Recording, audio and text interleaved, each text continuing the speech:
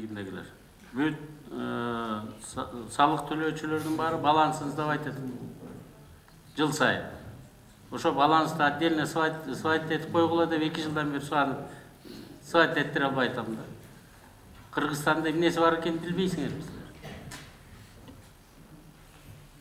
Билбей атпайсыңар ошонун баарын. Коммунисттерден калган нерсенин баарын сатып бүтөбүз. Анан акционерный деп койгонбуз, ГП деп койгонбуз. Аны минтип койдук, тигинтип койдук эле деп келатасыңар. Жалпы Кыргызстан боюнча инвентаризацияны бүтүрө албай атасыңар. Түшүнүүңөр да жакшы боло албай атат да. Эмнеңер бар экенин билбегенден кийин, ал канча турат экенин билбегенден кийин, кантип силер бизди астыга сүйрөп астыга алып кетесиңер. Ал канча баада турганын билбегенден кийин. Тилекке каршы биздин жогорку кеңештин токтому бул боюнча биздин комитеттен чыккан. Туура эмес аткарылат. Экономика министри, вице-премьер биринчи билип алгыла, эмнеңер бар, каякта бар, эмне кылып атасыңар. Энергия секторуга эле биз канча алдык? 2 миллиард 600 миллион доллар алып турбуз.